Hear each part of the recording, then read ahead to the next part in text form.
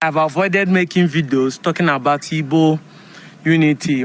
I've concentrated on making videos criticizing pastors and politicians. Some people still want to drag me in. It is clear that we are invaded by Benin. Nobody is arguing that. And it is clear that when we are invaded, Benin people install their own son to rule the people they conquer. And we're not arguing about that. We're supposed to be ashamed of it. No, we are not ashamed of it. We understand that time and season has passed.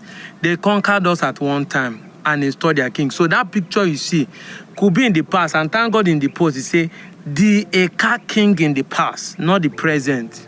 However, tackling Benin people as a problem we are having in identity crisis in this sub-Igbo dialect like Eka, Anyoman, Dokwa, Ikwere, Ogba, and so on. I found out that the Benin people don't even have problem with us. But my poor people in those dialects are the problem. The poor ones, because I know the rich ones don't argue this. Ifan Yokowa is an Eka boy from Agbo. Dobi of Agbo is an Eka man from Agbo. These two people will never come to public TV and say they are from Benin. Ifan said it on public TV that he's a proud Igbo man. Even during the election, he did not deny his identity. But you see the poor ones among us, people who never talk belleful. They are the ones making these utterances, trying to find relevancy. I am not Igbo, I am not Igbo. As if there's something you are benefiting from where you think you are coming from. The poor people. When I was growing up, I thought that hunger will make people to think well. But I just discovered at my old age that hungry people, the poor ones, are the one who doesn't have sense to think.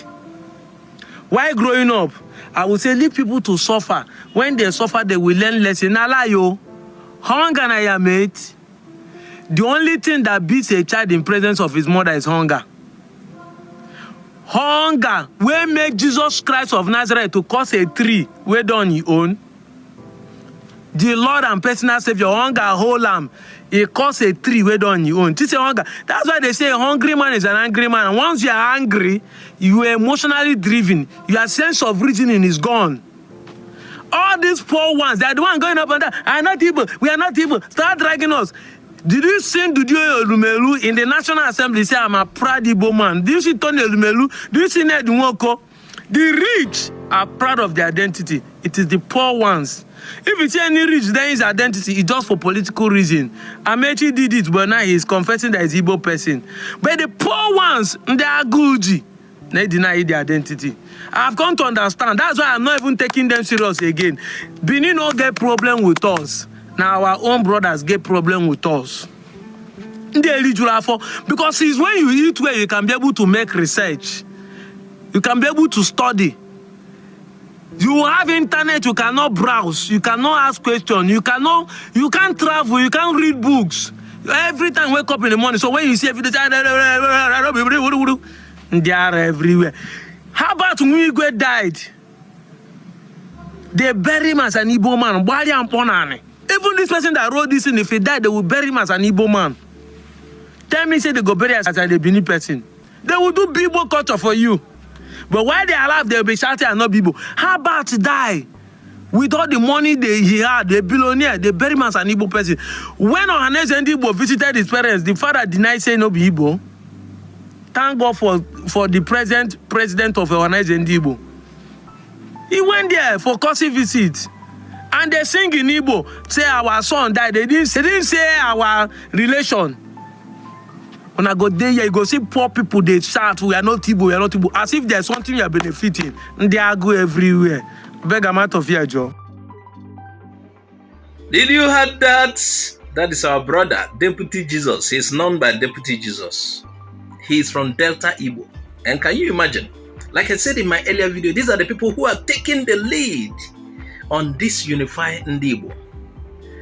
You know, before it's like we Southeasterners, by their divide and rule map, are the ones, oh, brothers, we need to unite. You guys are Igbo. Now they are the ones, they know they are. And they are trying to remove everything that has stopped them. He's making a strong point there. What really happened? I said there was a season in time past. Benin conquered those areas, the Anioma, if you will, and installed Benin kings upon them. Did you hear what he said? Installed Benin kings upon them. Now, these particular kings peddle certain history, made the people there look as if they were from Benin. So when you ask them, since, you've had something like this, people tell you, if you want to know about this area, go and ask their kings. Can you imagine? Some of these kings are political kings. Some of these kings were placed there. Like he said, some of these kings were placed there by Benin people.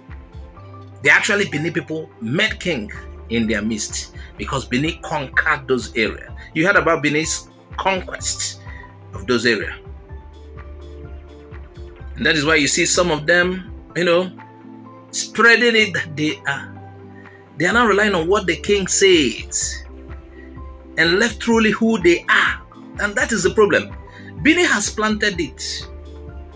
Benin may not so much be fighting it in these times. Benin has planted that seed of, identity crisis that is troubling these particular people now. Benin has planted. Benin sat down and watched the destruction continue. And that is what is happening. But a lot of them now, they know who they are and they are ready to abide by it. They know that they are Igbo. Irrespective of what any king says this time around. And look at what he's saying. He said, it is the poor ones that are spreading this false narrative. The poor ones among them. We've had it severally. Ifeanyi Okowa says he's Igbo. Even before presidential campaign, he said it. They say Obi of Igbo pay homage to Benin, but he has never claimed to be Benin. Tony Elumelu, the rich, popular Tony Elumelu, and his brother that is in the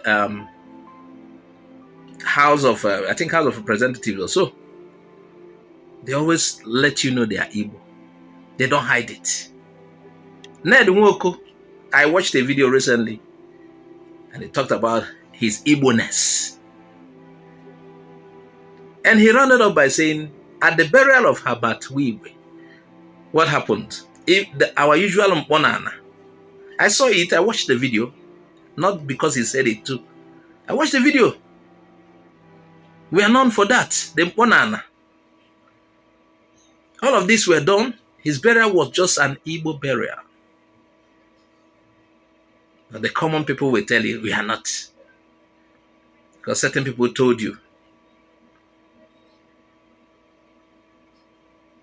And Ohaneze went there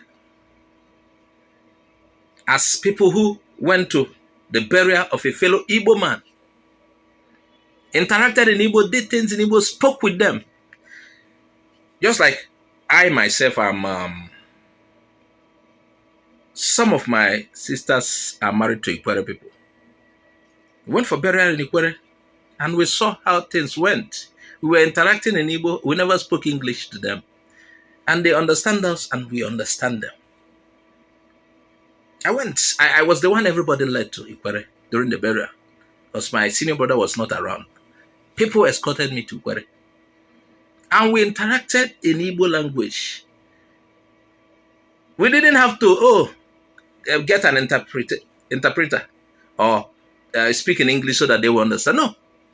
And the burial was typical of what we see in Igbo land. Yes, Ikwere people are my in-laws. They are my cousins. I know them. But still, some of them, like he said, the poor ones are the problem. The identity crisis is mostly around the poor ones. And these are the poor ones that some politicians use to play politics. Identity crisis is a problem. Think. We are related. And this is where I will leave it for now. What do you think about this? Add your comment on the comment section. Please make sure you subscribe to our YouTube channel. Follow us on Facebook, Twitter, and Instagram. Bye-bye for now.